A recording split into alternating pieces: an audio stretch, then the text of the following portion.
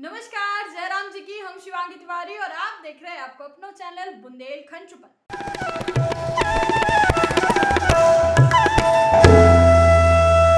प्रकृति की सेवा और शुद्धि के लाने एक संत ने लो 11.25 लाख पेड़ लगवावे को संकल्प। बात करें छतरपुर के जिला के पास बागेश्वर धाम की। बागेश्वर धाम ने पर्यावरण दिवस पे शुरू करो है बट महायज्ञ। धाम के पीठाधीश्वर ने पौधा रोपित करके करो है अभियान को आरंभ। जी हाँ, छतरपुर जिला के पास की बात कर रहे हैं। संत समाज का सुमार्ग पे ले जाते हैं और यही युक्ति का सार्थक करत है बुंदेलखंड के प्रख्यात धार्मिक स्थल बागेश्वर धाम के पीठाधीश्वर श्री धीरेन्द्र कृष्ण शास्त्री ने प्रकृति की सेवा और शुद्धि के लाने विश्व पर्यावरण दिवस के अवसर पे एक अनूठा संकल्प लो है। इस संकल्प के अनुसार धाम के श्रद्धालुओं और शिष्य मंडल के द्वारा समुचे बुंदेलखंड में 11.25 लाख पौधा रोपित करत भय उनकी देखरेख करी जाए। विश्व पर्यावरण दिवस के अवसर पे बागेश्वर धाम परिसर में संत धीरेन्द्र कृष्ण शास्त्री के द्वारा पीपल को पौधा रोपित करत भय 11.25 लाख बट रोपण महायज्ञ को विधि विधान से शुभारंभ करोगो है। शुभारंभ के अवसर पे बागेश्वर धाम से जुड़े श्रद्धालुओं ने लगभग 2000 पौधा रोपित और दान करने के संकल्प पत्र भरे हैं। इस अवसर पे संत के करकमलन से कई श्रद्धालुओं का पौधा भेंट करे गए हैं। महामारी ने चिताओ प्रकृति की सेवा जरूरी है। अभियान को शुभारंभ करत भय संत श्री धीरेन्द्र कृष्ण शास्त्री जी ने कही है कि आज समुची धरती मानव समाज के अत्यधिक लोभ और अहंकार के कारण भीषण परिस्थितियों से जूझ रही है। ईश्वर भक्ति और प्रकृति सेवा से विमुख मानव समाज ने अपनी महत्वाकांक्षा के कारण प्रकृति का अनैतिक दोहन करो है।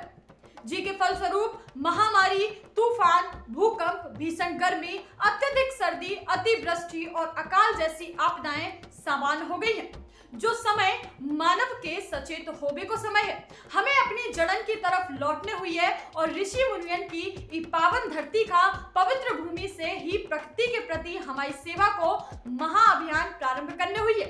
हम सभी लोग अगर ठान लें तो फिर से प्रकृति का शुद्ध और समृद्ध बना सकते हैं। प्रकृति का पवित्र और वायुमंडल का शुद्ध करने के लाने हमें इको खोभाव हरित वैभव लौटाने पड़े, जो तभी संभव है जब हम सब जने मिलकर पौधारोपण करके प्रकृति को फिर से हरो भरो करें और एक तरीका से बने। महायज्ञ के सहभागी महाराज श्री ने कही है कि यज्ञ में सहभागिता करने के लाने 2 तरीका से हर व्यक्ति यजमान बन सकते है।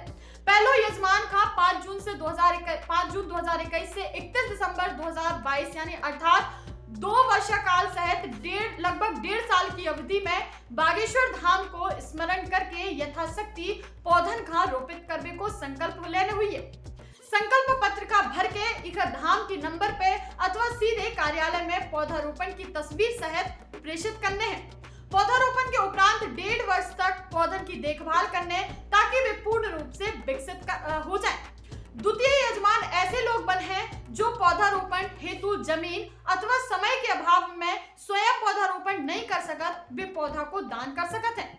यथाशक्ति पौधा का धाम पे दान करें। संकल्प पत्र में दान करे गए पौधा की जानकारी अंकित करके दूसरे का भी पौधा खिलाने दान करने के लाने प्रेरित करें। प्रकृति के ऊपर जो हम आप सबने अमानवीय कृत्य किए हैं, उनका दोहन किया है, अंधाधुंध वृक्षों की कटाई की है, उसका दुष्परिणाम कोरोना जैसी महामारी और ऑक्सीजन की कमी है। मानव प्रकृति कहना चाहती है कि अगर आप अभी नहीं जागे तो आने वाले कालांतर में आप और आपकी पीढ़ी सिलेंडर पीठ पर टांग करके घूमेंगे।